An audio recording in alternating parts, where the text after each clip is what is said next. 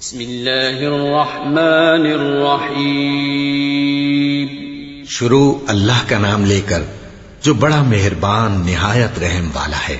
وَقَضَى رَبُّكَ أَلَّا تَعْبُدُوا إِلَّا إِيَّاهُ وَبِالْوَالِدَيْنِ إِحْسَانًا إِمَّا يَبْلُغَنَّ عِندَكَ الْكِبَرَ أَحَدُهُمَا أَوْ كِلَاهُمَا فَلَا تَقُل لَّهُمَا أُفٍّ ولا تنهرهما وقل لهما قولا كريما واخفض لهما جناح الذل من الرحمة وقل رب ارحمهما كما ربياني صغيرا۔ اور تمہارے پروردگار نے ارشاد فرمایا ہے کہ اس کے سوا کسی کی عبادت نہ کرو اور ماں باپ کے ساتھ بھلائی کرتے رہو، اگر ان میں سے ایک یا دونوں تمہارے سامنے بڑھاپے کو پہنچ جائیں تو ان کو اف تک نہ کہنا اور نہ انہیں جھڑکنا، اور ان سے بات ادب کے ساتھ کرنا، اور عجز و نیاز سے ان کے آگے جھکے رہو اور ان کے حق میں دعا کرو کہ اے پروردگار، جیسا انہوں نے مجھے بچپن میں شفقت سے پرورش کیا ہے تو بھی ان کے حال پر رحمت فرما۔ صحابی کہتے ہیں کہ سنو، ماں تمہاری جنت کا دروازہ ہے، چاہے اس دروازے کی حفاظت کر لو چاہے اس دروازے کو گرا دو، تم اور تمہارا سارا مال تمہارے باپ کا ہے۔ اگر کسی کا باپ اپنے بیٹے کا پورا مال لے لے تو شریعت اسے اس کی اجازت دیتی ہے۔ ان الحمد للہ نحمده ونستعینه ونستغفره ونؤمن به ونتوکل علیہ ونعوذ باللہ من شرور انفسنا وسیئات اعمالنا من يهده الله فلا مضل له ومن يضلل فلا هادي له وأشهد أن لا إله إلا الله وحده لا شريك له وأشهد أن محمدا عبده ورسوله يا أيها الذين آمنوا اتقوا الله حق تقاته ولا تموتن إلا وأنتم مسلمون يا أيها الناس اتقوا ربكم الذي خلقكم من نفس واحدة وخلق منها زوجها وبث منهما رجالا كثيرا ونساء واتقوا الله الذي تساءلون به والأرحام إن الله كان عليكم رقيبا يا أيها الذين آمنوا اتقوا الله وقولوا قولا سديدا يصلح لكم أعمالكم ويغفر لكم ذنوبكم ومن يطع الله ورسوله فقد فاز فوزا عظيما أما بعد فإن أحسن الحديث كتاب الله وخير الهدي هدي محمد صلى الله عليه وسلم وشر الأمور محدثاتها وكل محدثة بدعة وكل بدعة ضلالة وكل ضلالة في النار۔ أعوذ بالله السميع العليم من الشيطان الرجيم۔ ووصينا الإنسان بوالديه حملته أمه وهنا على وهن وفصاله في عامين أن اشكر لي ولوالديك وإلي المصير وإن جاهداك على أن تشرك بي ما ليس لك به علم فلا تطعهما وصاحبهما في الدنيا معروفا واتبع سبيل من أناب إلي ثم إلي مرجعكم فأنبئكم بما كنتم تعملون۔ میرا محترم بھائیو، دین اسلام عدل و انصاف، حقوق و معاملات، بلکہ ایک کامل دین ہے جس میں اللہ تبارک و تعالی نے ہر ایک کے حقوق کی حفاظت فرمایا ہے۔ رسول اللہ صلی اللہ علیہ وسلم کا دعوت کا ابتدائی دور تھا، اسی وقت سے اللہ کے رسول صلی اللہ علیہ وسلم لوگوں کو جہاں توحید اور اللہ کی عبادت کی دعوت دیتے تھے، وہیں پر اللہ کے رسول صلی اللہ علیہ وسلم کی دعوت میں یہ بھی شامل تھا کہ آپ صلی اللہ علیہ وسلم لوگوں کو رشتے جوڑنے کا حکم دیا کرتے تھے۔ رشتہ داری کو سنبھالنا، رشتے ناتوں کا خیال کرنا، رشتوں کو جوڑنا، یہ ایک ایسی نیکی ہے جس کے کرنے والے کے متعلق رسول اللہ صلی اللہ علیہ وسلم فرماتے ہیں جو یہ چاہتا ہے کہ اس کی عمر میں برکت ہو، اسے زیادہ سے زیادہ رزق ملے، اسے چاہیے کہ وہ اپنے رشتہ داروں کو جوڑے۔ رشتوں کے کاٹنے کے سلسلے میں اللہ کے رسول صلی اللہ علیہ وسلم نے بے شمار حدیثوں میں بڑی سخت وعیدیں سنائی ہیں۔ اللہ کے رسول صلی اللہ علیہ وسلم فرماتے ہیں کہ اللہ تبارک و تعالی نے رحم کو پیدا کیا، یعنی رشتہ داری کو۔ اس کے بعد اللہ رب العالمین نے اس سے کہا کہ جو تجھ کو جوڑے گا میں اسے جوڑوں گا، اور جو رشتہ داریوں کو کاٹے گا میں اسے کاٹ کر رکھ دوں گا۔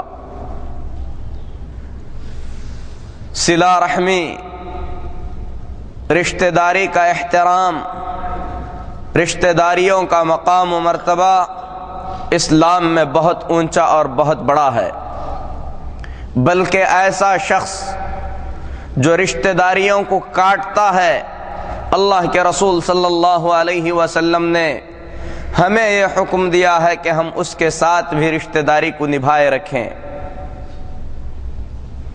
اور رشتہ داری آدمی کی جس سے جتنی زیادہ قریبی ہوتی ہے اس کا مقام اور مرتبہ اسلام میں اتنا ہی زیادہ اونچا اور اتنا ہی زیادہ بڑا ہوتا ہے۔ اس دنیا میں آدمی کا سب سے قریبی رشتہ دار اس کے ماں اور اس کے باپ ہیں۔ ماں باپ کا مقام، ماں باپ کا مرتبہ، ماں باپ کا درجہ اتنا اونچا ہے کہ آدمی اس مقام اور مرتبے کو صحیح طور پر سمجھ بھی نہیں پائے گا۔ اللہ تبارک و تعالی نے قرآن مجید میں کئی مقامات پر اپنی عبادت کے ساتھ ماں باپ کی اطاعت اور فرما برداری کو جوڑ کر بیان فرمایا ہے۔ اللہ رب العالمین سورۃ الاسراء میں فرماتا ہے وَقَضَىٰ رَبُّكَ أَلَّا تَعْبُدُوا إِلَّا إِيَّاهُ وَبِالْوَالِدَيْنِ إِحْسَانًا، تمہارے رب کا تمہارے حق میں یہ فیصلہ ہے کہ اس کے سوا کسی کی عبادت مت کرو اور اپنے والدین کے ساتھ اچھا سلوک کرو۔ اللہ تبارک و تعالی نے پہلے توحید کا حکم دیا، توحید کے حکم سے فارغ ہونے کے فوراً بعد اللہ تبارک و تعالی نے ماں باپ کے ساتھ اچھا سلوک کرنے کا حکم دیا۔ مزید اس حکم کی تاکید کے لیے اللہ تبارک و تعالی نے فرمایا اما يبلغن عندك الكبر احدهما او كلاهما فلا تقل لهما اف، اگر تمہارے ماں باپ میں سے دونوں یا ایک بڑھاپے کی حالت میں تم تک پہنچ جائیں تو تم انہیں اف تک نہ کہو، فلا تقل لهما اف، تو تم ان کو اف تک نہ کہو، ولا تنہرهما، انہیں زور سے بات مت کرو، انہیں مت ڈانٹو، وقل لهما قولا کریما، اپنے ماں باپ سے جب بھی بات کرو نرمی کے ساتھ بات کرو، واخفض لهما جناح الذل من الرحمہ، رحمت اور شفقت سے اپنے پہلو کو ماں باپ کے لیے جھکا دو، وقل رب ارحمهما كما ربياني صغيرا، اور ان کے حق میں اللہ سے دعا کرتے رہو کہ اے اللہ جس طریقے سے میرے ماں باپ نے میرے لڑکپن میں مجھے پالا پوسا ہے اسی طریقے سے تو بھی ان پر رحم فرما۔ تو میرے محترم بھائیو، قرآن مجید کی اس آیت کریمہ میں اللہ تبارک و تعالی نے ماں باپ کے کئی حقوق بتلائے ہیں۔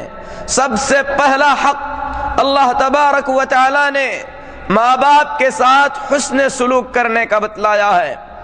حسن سلوک، اچھے سلوک کا مطلب یہ ہے کہ آدمی اپنے ماں باپ کے ساتھ کوئی ایسی حرکت نہ کرے جس حرکت سے ماں باپ کو تکلیف پہنچے، کوئی ایسی حرکت جس حرکت سے ماں باپ کو تکلیف پہنچتی ہے۔ شریعت اسلامیہ میں اسے ماں باپ کی نافرمانی یا عقوق الوالدین کہا جاتا ہے، جو کہ ایک بڑا گناہ ہی نہیں بلکہ بڑے گناہوں میں سے ایک بہت بڑا گناہ ہے۔ اللہ کے رسول صلی اللہ علیہ وسلم سے سوال کیا گیا کہ اے اللہ کے رسول صلی اللہ علیہ وسلم، گناہوں میں سب سے بڑا گناہ کون سا ہے؟ رسول اللہ صلی اللہ علیہ وسلم نے فرمایا، سب سے بڑا گناہ اللہ کی عبادت میں کسی اور کو شریک کرنا ہے۔ پھر کہا گیا اے اللہ کے رسول صلی اللہ علیہ وسلم، اس کے بعد سب سے بڑا گناہ کیا ہو سکتا ہے؟ رسول اللہ صلی اللہ علیہ وسلم نے فرمایا، شرک کے بعد سب سے بڑا گناہ یہ ہے کہ تم اپنے ماں باپ کی نافرمانی کرو۔ پھر کہا گیا اے اللہ کے رسول صلی اللہ علیہ وسلم، ماں باپ کی نافرمانی کے بعد بڑا گناہ کیا ہو سکتا ہے؟ رسول اللہ صلی اللہ علیہ وسلم نے فرمایا، ماں باپ کی نافرمانی کے بعد بڑا گناہ یہ ہے کہ تم اپنے بچوں کو جان سے مار دو۔ میرے محترم بھائیو، اس حدیث پر آدمی غور کرے کہ اللہ کے رسول صلی اللہ علیہ وسلم نے بچوں کو قتل کرنے سے بڑا گناہ ماں باپ کی نافرمانی اور ماں باپ کا دل دکھانا بتلایا ہے۔ اس لیے آدمی اس گناہ کو حقیر نہ سمجھے، اس گناہ کو معمولی نہ سمجھے، بلکہ اللہ کے رسول صلی اللہ علیہ وسلم فرماتے ہیں، رضا الرب فی رضا الوالدین، ماں باپ کی خوشی میں اللہ تبارک و تعالیٰ کی خوشی ہے، ماں باپ کی ناراضگی میں اللہ تبارک و تعالیٰ کی ناراضگی ہے۔ ماں باپ کا مقام، ماں باپ کا مرتبہ اللہ رب العالمین کے پاس اتنا اونچا اور اتنا بڑا ہے کہ رسول اللہ صلی اللہ علیہ وسلم کے پاس یمن سے ایک آدمی آتا ہے، کہتا ہے اے اللہ کے رسول صلی اللہ علیہ وسلم، میں اللہ کی رضامندی کے خاطر آپ کے ساتھ مل کر مشرکین سے جہاد کرنا چاہتا ہوں۔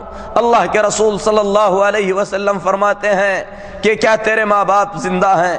وہ آدمی کہتا ہے ہاں اے اللہ کے رسول صلی اللہ علیہ وسلم، میرے ماں باپ زندہ ہیں۔ اللہ کے رسول صلی اللہ علیہ وسلم فرماتے ہیں جاؤ، جا کر اپنے ماں باپ کی اطاعت اور فرما برداری کرو، یہی تمہارا جہاد ہے۔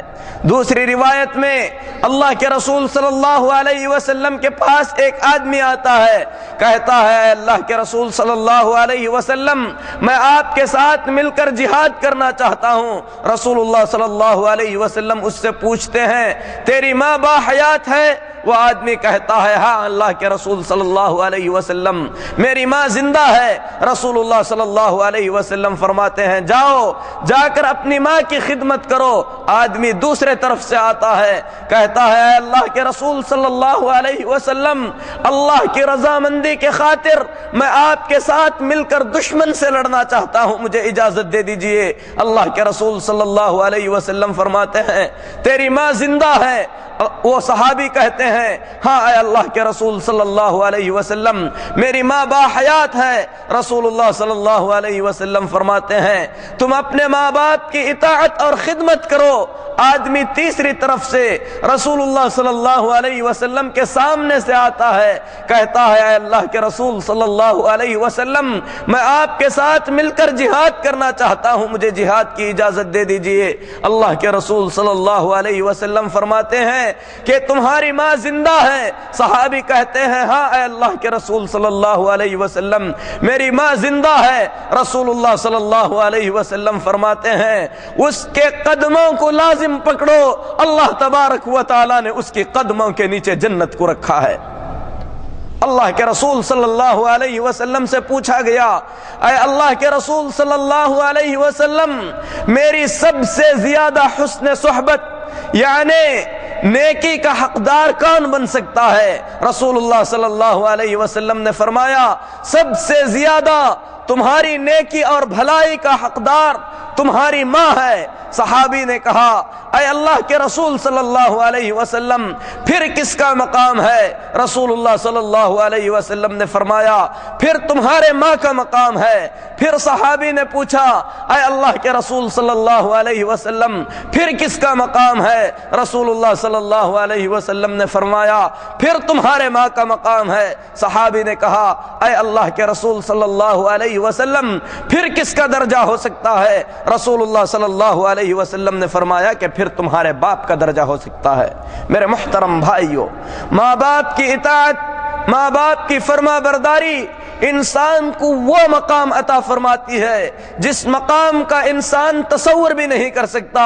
مسلم شریف کی روایت ہے، حضرت عمر بن خطاب رضی اللہ تعالی عنہ جب سفر کے لیے آتے تو حج کے سفر کے لیے آتے تو عمر بن خطاب رضی اللہ تعالی عنہ یمن کے قبیلوں کو ڈھونڈتے تھے، یمنی لوگوں سے پوچھتے تھے کہ عدن کے قبیلے سے اویس نام کا کوئی شخص تمہارے اندر موجود ہے۔ ایک مرتبہ عمر بن خطاب رضی اللہ تعالی عنہ کو کہا گیا کہ یہ اویس نام کے شخص ہیں جو یمن کے قبیلے عدن سے تعلق رکھتے ہیں۔ عمر بن خطاب رضی اللہ تعالی عنہ اویس رحمت اللہ علیہ کے پاس پہنچتے ہیں، کہتے ہیں کہ آپ کا نام اویس ہے۔ اویس رضی اللہ رحمت اللہ علیہ فرماتے ہیں کہ میرا نام اویس ہے اور میں قبیلہ عدن کا ہوں۔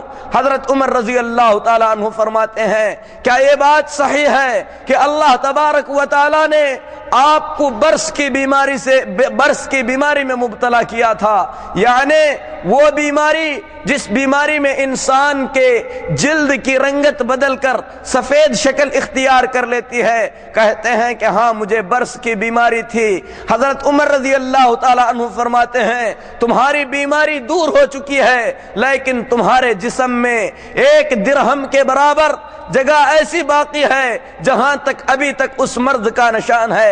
اویس رحمت اللہ علیہ فرماتے ہیں کہ ہاں حقیقت ایسی ہی ہے۔ عمر رضی اللہ تعالی عنہ فرماتے ہیں اللہ کے رسول صلی اللہ علیہ وسلم نے تمہیں سلام سنایا تھا اور یہ بھی فرمایا تھا کہ یمن کے آنے والے قبیلوں میں سے اویس نام کا ایک شخص آئے گا جس کا تعلق قبیلہ عدن سے ہوگا۔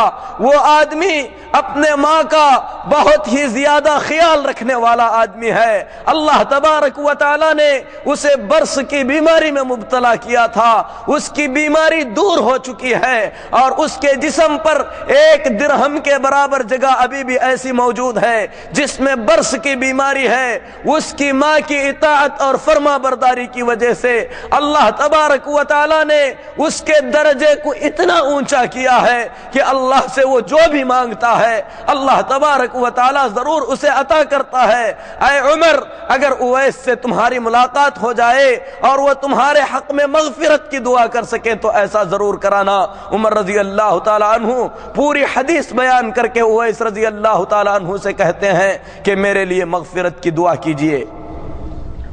میرے محترم بھائیو، یہ رسول اللہ صلی اللہ علیہ وسلم کی زندگی میں رہنے والے ایک شخص کا واقعہ ہے جنہوں نے اسلام تو قبول کر لیا تھا لیکن اپنی ماں کی دیکھ بھال کی خاطر وہ رسول اللہ صلی اللہ علیہ وسلم کے پاس سفر کر کے نہ آ سکے تھے۔ اللہ تبارک و تعالی نے ان کی ماں کی خدمت کا صلہ انہیں اس طریقے سے عطا فرمایا کہ اللہ سے جو کچھ مانگتے تھے اللہ تبارک و تعالی انہیں عطا فرماتا تھا۔ حضرت عمر رضی اللہ تعالی عنہ ان سے اپنے حق میں مغفرت کی دعا کراتے ہیں، پھر اس کے بعد کہتے ہیں کہ اے اویس جب یمن جا رہے ہو تو مجھے بتا دینا، وہاں کے حاکم کے نام میں خط لکھتا ہوں کہ وہ تمہارا خاص خیال رکھے۔ حضرت اویس رحمت اللہ علیہ فرماتے ہیں کہ مجھے اس کی کوئی حاجت نہیں ہے، میں تو چاہتا ہوں کہ عام لوگوں کی طرح زندگی بسر کروں۔ دوسرے سال کبھی اسی یمن سے ایک اور قافلہ آتا ہے، عمر رضی اللہ تعالیٰ عنہ اس قافلے کے بڑے لوگوں سے ملاقات کرتے ہیں، وہ اس کے متعلق پوچھتے ہیں کہ ان کی حالت کیا ہے۔ بتایا جاتا ہے کہ اے عمر رضی اللہ تعالیٰ عنہ، وہ ایک معمولی سے گھر میں تھوڑے سے ساز و سامان کے ساتھ رہتے ہیں۔ عمر رضی اللہ تعالیٰ عنہ وہ اس قرنی کے مقام و مرتبے کو ان لوگوں کے سامنے بیان کرتے ہیں۔ یمن سے فارغ ہونے کے بعد وہ لوگ اویس قرنی رحمت اللہ علیہ کے پاس پہنچتے ہیں اور ان سے کہتے ہیں کہ آپ ہمارے لیے مغفرت کی دعا کیجئے۔ اویس رحمت اللہ علیہ فرماتے ہیں کہ ابھی تم لوگ ایک مبارک سفر سے واپس ہو رہے ہو، تم لوگوں کی دعا زیادہ قبول ہونے کے لائق ہے، لہذا میرے لیے تم لوگ دعا کرو۔ وہ لوگ جب اصرار کرتے ہیں تو اویس سمجھ جاتے ہیں کہ ان کی ملاقات عمر بن خطاب رضی اللہ تعالیٰ عنہ سے ضرور ہوئی ہوگی۔ پھر اس کے بعد پوچھتے ہیں کہ کیا تم لوگ عمر بن خطاب سے ملے تھے؟ ان سے کہا جاتا ہے کہ ہماری ملاقات عمر بن خطاب رضی اللہ تعالیٰ عنہ سے ہوئی تھی۔ تو اس کے بعد اویس قرنی رحمت اللہ علیہ روپوش ہو جاتے ہیں، یعنی کسی ایسی جگہ میں چلے جاتے ہیں جس کے متعلق جانا نہیں جاتا۔ تو میرے محترم بھائیو، ماں باپ کا مقام و مرتبہ اتنا عظیم اور اتنا اونچا ہے کہ اللہ تبارک و تعالی اس مقام اور مرتبے سے بہت کچھ عطا فرماتا ہے۔ اس کے برخلاف اللہ کے رسول صلی اللہ علیہ وسلم فرماتے ہیں، پچھلی امتوں میں ایک ایسا آدمی تھا جس کا نام جریج تھا، جو اللہ تبارک و تعالیٰ کی بہت ہی زیادہ عبادت اور اللہ تبارک و تعالیٰ کی فرما برداری میں لگا ہوا ہوتا تھا۔ اللہ کی عبادت کے خاطر دنیا سے کنارہ کشی اختیار کر کے ایک چھوٹا سا عبادت خانہ بنا کر وہ عبادت میں مشغول تھا۔ اچانک اس کی ماں اس عبادت خانے کے پاس پہنچتی ہے، اپنے بیٹے کو آواز دیتی ہے۔ جریج عبادت کی حالت میں مشغول تھے، اللہ سے فرماتے ہیں اے اللہ میں نماز کی حالت میں ہوں، باہر سے ماں آواز دے رہی ہے، میں ماں کی آواز کو لبیک کہوں یا اپنی نماز میں قائم رہوں؟ نماز میں قائم رہتے ہیں، ماں آواز دے کر چلی جاتی ہے۔ دوسرے دن آتی ہے، پھر جریج کو آواز دیتی ہے، جریج اسی طریقے سے نماز کی حالت میں تھے۔ کہتے ہیں ربی صلاتی و امی، اے اللہ ایک طرف میری نماز ہے، دوسری طرف میری ماں ہے، کس کی طرف جاؤں؟ پھر نماز میں مشغول رہتے ہیں۔ تیسرے دن ماں پھر تشریف لاتی ہے، جریج کو پھر آواز دیتی ہے۔ جریج بدستور نماز میں قائم تھے، کہتے ہیں ربی صلاتی و امی، اے اللہ ایک طرف نماز ہے، دوسری طرف ماں ہے، کس طرف دھیان دوں؟ نماز میں ہو جاتے ہیں۔ ماں 3 دن تک آ کر واپس جا رہی تھی، تیسرے دن ماں کی زبان سے بد دعا نکلتی ہے، کہتی ہے کہ جریج اللہ تجھے اس وقت تک موت نہ دے جب تک کہ تو بدکار عورتوں کی شکل کو نہ دیکھ لے۔ میرے محترم بھائیو، ماں کی بد دعا بڑا اثر رکھتی ہے۔ اللہ کے رسول صلی اللہ علیہ وسلم فرماتے ہیں 3 لوگوں کی بد دعا سے بچو، مظلوم کی بد دعا سے بچو، کیونکہ اللہ تبارک و تعالی نے مظلوم کی بد دعا اور عرش کے درمیان کوئی چیز آڑے نہیں رکھی ہے۔ مظلوم کی بد دعا سیدھے اللہ کے عرش کو پہنچتی ہے، اللہ کے عرش کو لپیٹ لیتی ہے۔ اللہ تبارک و تعالی فرماتا ہے، مظلوم سے کہتا ہے لَأَنصُرَنَّكَ وَلَوْ بَعْدَ حِينٍ، اے مظلوم میں ضرور تیری مدد کر کے رہوں گا، چاہے اس مدد میں تھوڑی دیر ہی کیوں نہ لگے۔ اسی طریقے سے ماں باپ اگر اپنے بچوں کے حق میں بد دعا کرتے ہیں تو اللہ تبارک و تعالی ماں باپ کی بد دعا کو کبھی اپنے بچوں کے حق میں رد نہیں کرتا۔ ماں باپ کی بد دعائیں بچوں کے حق میں ضرور قبول ہوتی ہیں۔ جریج کی ماں نے بد دعا کی، کہا کہ اللہ تجھے اس وقت تک موت نہ دے جب تک کہ تو اپنی آنکھوں سے بدکار عورتوں کو نہ دیکھ لے۔ پھر کیا تھا میرے محترم بھائیو، جریج عبادت گزار اللہ کے نیک بندوں میں سے ایک بندے تھے۔ ایک عورت جو بدکاری کیا کرتی تھی اور بہت ہی زیادہ خوبصورت تھی، جریج کو فتنے میں ڈالنے کی کوشش کرتی ہے۔ جریج اس عورت سے فتنے میں پڑنے سے انکار کر دیتے ہیں۔ ایک چرواہے سے زنا کر کے جو بچہ پیدا ہوتا ہے، اس بچے کو لے کر قوم کے پاس آتی ہے اور کہتی ہے کہ یہ جریج کا بچہ ہے۔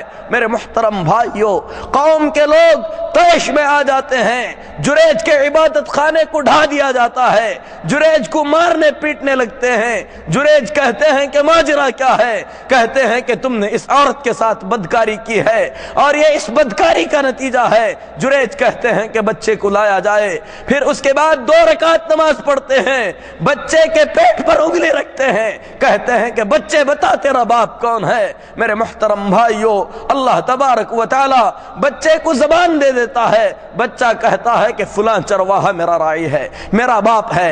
میرے محترم بھائیو، کہنے کا مطلب یہ ہے کہ اس حدیث میں رسول اللہ صلی اللہ علیہ وسلم نے ماں باپ کے ساتھ ماں باپ کی بد دعا کے اثر کو بتلایا ہے، لہذا انسان کو چاہیے کہ ہمیشہ اپنے ماں باپ کی اطاعت اور فرما برداری میں لگا رہے۔ اسی طریقے سے جو آدمی ماں باپ کی اطاعت اور فرما برداری میں لگا رہتا ہے، اللہ تبارک و تعالی سخت مصیبتوں اور پریشانیوں کی حالت میں اس کے اس نیکی کی وجہ سے مصیبت اور پریشانی سے نجات عطا فرماتا ہے۔ رسول اللہ صلی اللہ علیہ وسلم فرماتے ہیں کہ پچھلے زمانے میں 3 آدمی سفر کے ارادے سے نکلے تھے۔ بخاری اور مسلم کی روایت ہے کہ سخت بارش ہونے لگی، بارش جب تیز ہو گئی تو یہ تینوں آدمی ایک غار میں داخل ہو گئے، اور اللہ تبارک و تعالیٰ کا کرنا ایسے ہوا کہ ایک بڑی چٹان لٹکتے ہوئے آئی اور اس غار کے منہ کو بند کر دی۔ پھر اس کے بعد تینوں پریشان ہو گئے کہ اب کیا کیا جائے۔ تینوں آدمیوں نے اپنی زندگی میں کیے ہوئے نیک اعمال کو اللہ کے دربار میں پیش کر کے اس عمل کے وسیلے سے انہوں نے دعا کی کہ اے اللہ ہمیں اس مصیبت سے نجات عطا فرما۔ ان میں سے ایک شخص نے کہا، اے اللہ میں ایک چرواہا تھا، بکریاں چراتا تھا، اور میری یہ عادت تھی کہ بکریوں کا دودھ نکالنے کے بعد سب سے پہلے میں اپنے ماں باپ کو دودھ پلاتا تھا، پھر اس کے بعد اپنے بیوی بچوں کو دودھ پلاتا تھا۔ اے اللہ تو جانتا ہے کہ ایک مرتبہ بکریوں کو لے کر میں دور نکل گیا، واپس آنے میں تاخیر ہو گئی، جب آیا بکریوں کا دودھ دوہ کر اپنے ماں باپ کے سرہانے پہنچا تو میرے ماں باپ سو چکے تھے۔ اے اللہ تیری اطاعت اور تیری فرما برداری اور تیری رضا کے خاطر میں اپنے ماں باپ کا ایسا خیال رکھتا تھا کہ مجھے یہ گوارا نہ ہوا کہ اپنے ماں باپ کو جگاؤں، اور میرے دل نے اس بات کو بھی پسند نہیں کیا کہ اپنے ماں باپ سے پہلے اپنے بیوی بچوں کو دودھ دوں۔ اے اللہ تو جانتا ہے کہ دودھ کا برتن اپنے ہاتھ میں لیے میں پوری رات جاگتا رہا، میرے بچے بھوک سے پریشان ہو کر میرے پیروں کو پکڑ کر بلک رہے تھے، لیکن اے اللہ تیری رضا کے خاطر میں نے یہ گوارا نہیں کیا کہ اپنے ماں باپ سے پہلے اپنے بچوں کو دودھ پلاؤں۔ اے اللہ تو جانتا ہے کہ یہ کام میں نے خالص تیری رضامندی کے لیے کیا ہے۔ اے اللہ یہ کام اگر میں نے تیری رضامندی کے لیے کیا ہے تو مجھے اس مصیبت سے نجات عطا فرما۔ رسول اللہ صلی اللہ علیہ وسلم فرماتے ہیں کہ اللہ تبارک و تعالیٰ نے اس مصیبت سے انہیں نجات عطا فرمایا۔ تو میرے محترم بھائیو، ماں باپ کی اطاعت، ماں باپ کی فرما برداری وہ عظیم نیکی ہے جس نیکی کے متعلق، جس نیکی کے بڑا ہونے کے بارے میں کوئی سوچ بھی نہیں سکتا۔ عمر بن خطاب رضی اللہ تعالی عنہ طواف کی حالت میں تھے، ایک شخص جو اپنی ماں کو اپنے کندھوں پر اٹھائے ہوئے اپنی زبان پر یہ کلمات کہہ رہا تھا کہ میں اپنی ماں کے لیے ایک سواری کا درجہ رکھتا ہوں۔ اپنی ماں کو جہاں سے نکلا تھا اپنے کندھے پر بٹھا کر حج کے لیے آیا تھا، اور پورا حج اس نے اپنی ماں کو کندھے پر بٹھا کر کیا تھا۔ اس آدمی نے عمر بن خطاب رضی اللہ تعالی عنہ کے بیٹے عبداللہ بن عمر سے پوچھا کہ اے عبداللہ بن عمر کیا میں نے اپنی ماں کا حق ادا کر دیا ہے؟ عمر بن خطاب رضی اللہ تعالی عنہ کے فرزند عبداللہ بن عمر رضی اللہ تعالی عنہ نے فرمایا، ماں کا حق ادا کرنا تو دور کی بات، تجھے جنم دیتے وقت تیری ماں کے زبان سے جو ایک کرہ نکلی تھی اس کرہ کا بھی تو نے حق ادا نہیں کیا ہے۔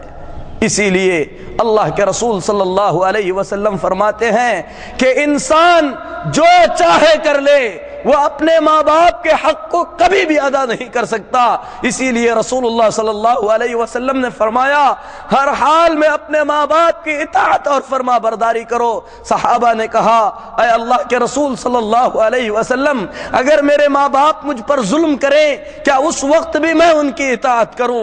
رسول اللہ صلی اللہ علیہ وسلم نے فرمایا تیرے ماں باپ اگر تیرے ساتھ ظلم کریں اس وقت بھی ان کی اطاعت اور فرما برداری تجھ پر لازم اور ضروری ہے۔ حضرت عمر بن خطاب رضی اللہ تعالی عنہ رسول اللہ صلی اللہ علیہ وسلم کے پاس شکایت لے جاتے ہیں کہ اے اللہ کے رسول صلی اللہ علیہ وسلم، میں اپنے بیٹے کو حکم دیتا ہوں کہ وہ اپنی بیوی کو طلاق دے اور یہ طلاق نہیں دیتا۔ رسول اللہ صلی اللہ علیہ وسلم عبداللہ بن عمر رضی اللہ تعالی عنہ کو بلاتے ہیں، فرماتے ہیں کہ اپنے باپ کی اطاعت کرو اور اپنی بیوی کو طلاق دے دو۔ عبداللہ بن جبیر رضی اللہ تعالی عنہ کے پاس ایک شخص پہنچتا ہے، کہتا ہے میری ماں کا یہ تقاضا ہے کہ میں اپنی بیوی کو طلاق دے دوں، کیا کروں؟ صحابی کہتے ہیں کہ سنو، ماں تمہاری جنت کا دروازہ ہے، چاہے اس دروازے کی حفاظت کر لو چاہے اس دروازے کو گرا دو۔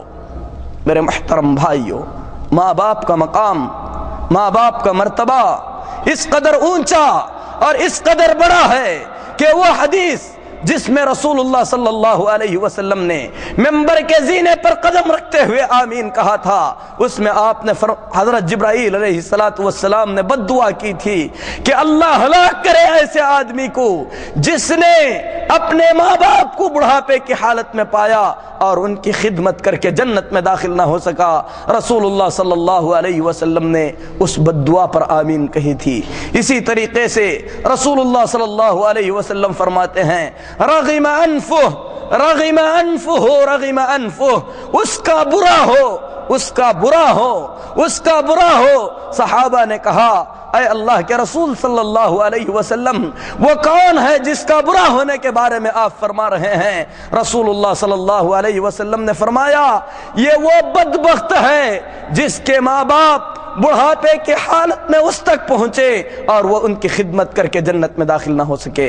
میرے محترم بھائیو، خصوصاً بڑھاپے کی حالت میں ماں باپ کی اطاعت کو بڑی تاکید کے ساتھ اللہ نے بیان فرمایا اما یبلغن عندک الکبر احدہما او کلاہما، بڑھاپے کی حالت میں تمہارے ماں باپ یا ان میں سے کوئی ایک تم تک پہنچ جائیں فلا تقل لہما اف، تو انہیں اف تک نہ کہو۔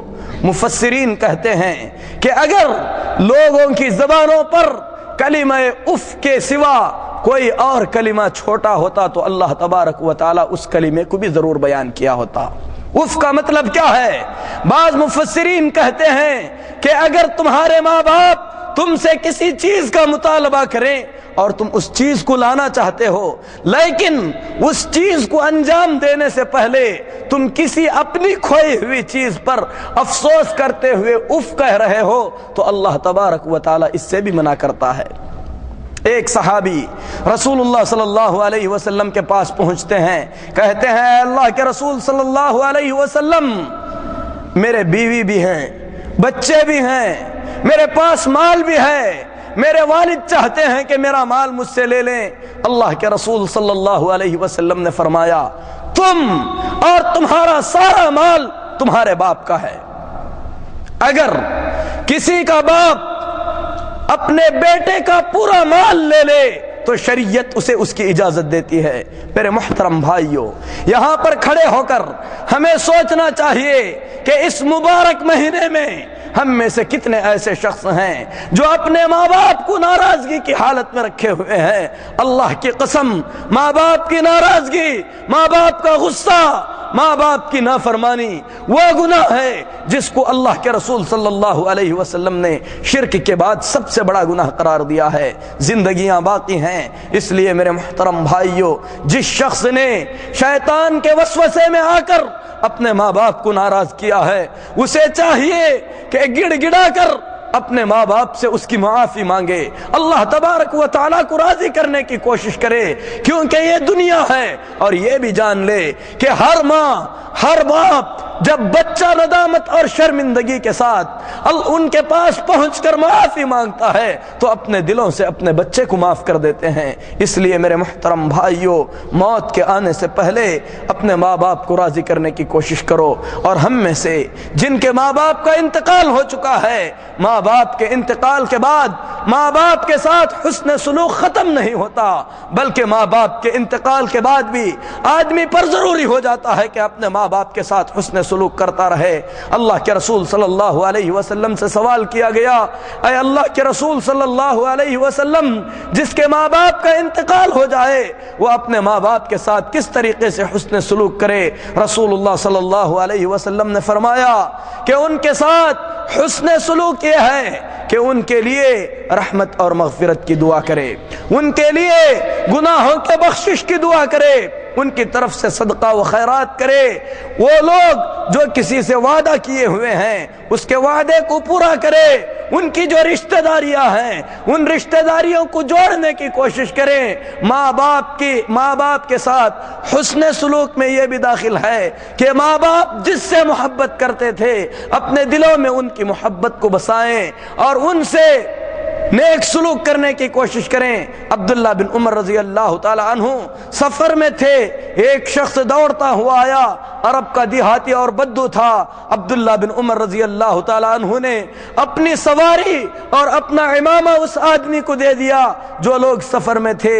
انہوں نے کہا کہ اے عبداللہ بن عمر، اب تم نے اپنا عمامہ اور سواری اس کو دے دی، تمہارے پاس سواری بھی نہیں ہے۔ یہ عرب کے لوگ ہیں، تھوڑی سی چیز پر خوش ہو جاتے تھے، اتنا سب کچھ دینے کی کیا ضرورت تھی؟ عبداللہ بن عمر رضی اللہ تعالی عنہ نے فرمایا، سنو، میں نے اللہ کے رسول صلی اللہ علیہ وسلم کو فرماتے ہوئے سنا ہے کہ ماں باپ کے انتقال کے بعد ماں باپ کے دوستوں کے ساتھ اچھا سلوک کرنا ماں باپ کے ساتھ اچھا سلوک کرنے کے برابر ہے۔ یہ میرے باپ کا دوست ہے، میں نے اس کے ساتھ حسن سلوک کیا۔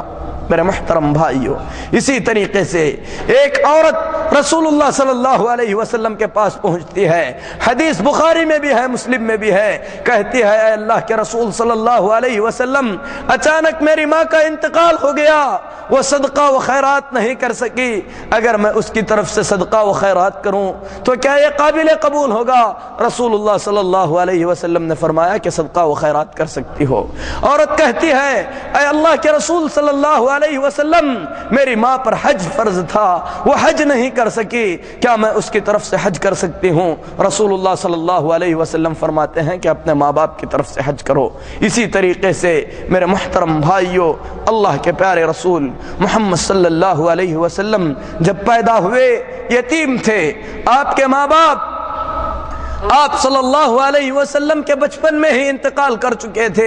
اللہ کے نبی صلی اللہ علیہ وسلم مدینہ طیبہ سے تشریف لا رہے تھے، آپ صلی اللہ علیہ وسلم اس مقام پر پہنچے جہاں پر آپ کی ماں کی قبر ہے۔ رسول اللہ صلی اللہ علیہ وسلم نے اللہ تبارک و تعالی سے اجازت مانگی کہ اللہ تبارک و تعالی آپ کو آپ کے ماں کی قبر کی زیارت کی اجازت دے دے۔ اللہ رب العالمین نے اجازت عطا فرمائی۔ صحابہ کو لے کر اللہ کے نبی صلی اللہ علیہ وسلم اپنی ماں کی قبر کے پاس پہنچے، زار و قطار رونے لگے، تمام صحابہ رسول اللہ صلی اللہ علیہ وسلم کے ساتھ رونے لگے۔ اس کے بعد رسول اللہ صلی اللہ علیہ وسلم نے فرمایا، میں نے اپنے رب سے اپنے ماں کے قبر کی زیارت کی اجازت مانگی، میرے رب نے ماں کے قبر کی زیارت کی اجازت تو دے دی، میں نے اللہ سے کہا کہ اے اللہ اپنے ماں کے حق میں مغفرت کی دعا کرنے کی اجازت دے دے۔ اللہ تبارک و تعالی نے میری ماں کے حق میں مغفرت کی اجازت مجھے نہیں عطا فرمائی۔ اللہ کے نبی صلی اللہ علیہ وسلم رونے لگے۔ آپ صلی اللہ علیہ وسلم نے اپنے ساتھ صحابہ کرام رضوان اللہ علیہم اجمعین کو بھی رلایا۔ میرے محترم بھائیوں، اس حادثے میں مؤمنین کے لیے بڑی عبرت ہے۔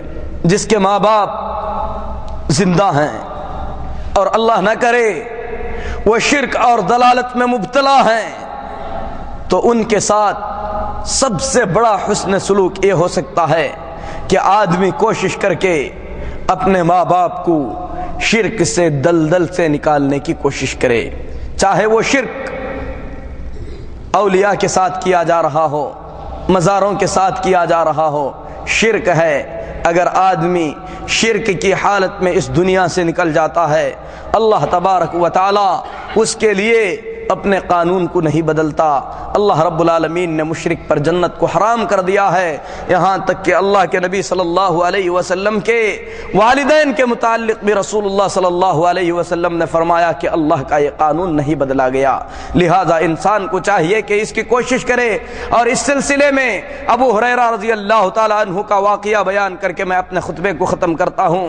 حضرت ابو ہریرہ رضی اللہ تعالیٰ عنہ روتے ہوئے رسول اللہ صلی اللہ علیہ وسلم کے پاس پہنچتے ہیں، کہتے ہیں اے اللہ کے نبی صلی اللہ علیہ وسلم، میں اپنی ماں کو اسلام کی دعوت دیتا تھا، میری ماں مجھے بہت کچھ برا بھلا سناتی تھی، آج میں نے جب اپنی ماں کو اسلام کی دعوت دی تو اے اللہ کے رسول صلی اللہ علیہ وسلم، میری ماں نے آپ کو بھی برا بھلا کہا ہے، اللہ کے لیے دعا کیجئے کہ اللہ تبارک و تعالی میری ماں باپ کو ہدایت عطا فرمائے۔ اللہ کے رسول صلی اللہ علیہ وسلم دعا فرماتے ہیں کہ اے اللہ ابو ہریرہ کی ماں کو ہدایت عطا فرما۔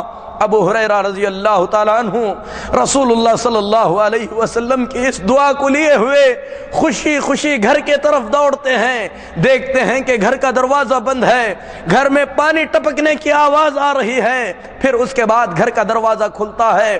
ابو ہریرہ رضی اللہ تعالیٰ عنہ کی ماں نہا دھو کر دوسرے کپڑے پہن کر ابو ہریرہ کے سامنے نکلتی ہے اور زبان سے کہتی ہے اشہد ان لا الہ الا اللہ واشہد ان محمد رسول اللہ، میں گواہی دیتی ہوں کہ اللہ کے سوا کوئی عبادت کے لائق نہیں، میں گواہی دیتی ہوں کہ محمد صلی اللہ علیہ وسلم اللہ کے رسول ہیں۔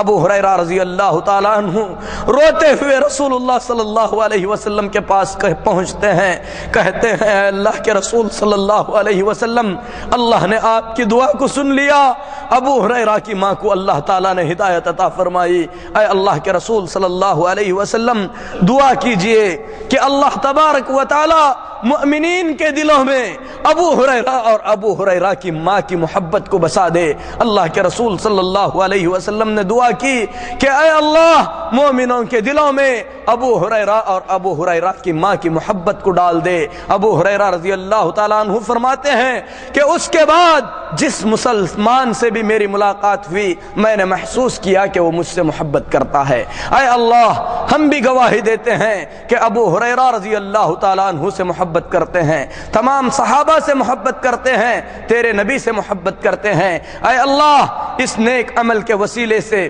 ہم تجھ سے دعا کرتے ہیں کہ رب العالمین ہمارے ماں باپ کو خوش رکھ، ہمیں اپنے ماں باپ کے ساتھ حسن سلوک کی توفیق عطا فرما جو انتقال کر چکے ہیں۔ اے اللہ تو اپنی مہربانی، تیری رحمت، تیری عفو درگزری کے وسیلے سے دعا کرتے ہیں کہ ان کی مغفرت فرما، ان کے قبروں کو جنت کے ٹکڑوں میں سے ایک ٹکڑا بنا دے جو عذاب میں مبتلا ہیں۔ اے اللہ تو ان کے عذاب کو ختم فرما، اے اللہ ان کے درجات کو بلند فرما، اے اللہ جو موجود ہیں اے اللہ ان کے بچوں کو توفیق عطا فرما کہ وہ اپنے ماں باپ کے ساتھ حسن سلوک کریں۔ اقول قولی ھذا واستغفر اللہ لی ولکم ولسائر المسلمین فاستغفروہ انہ هو الغفور الرحیم۔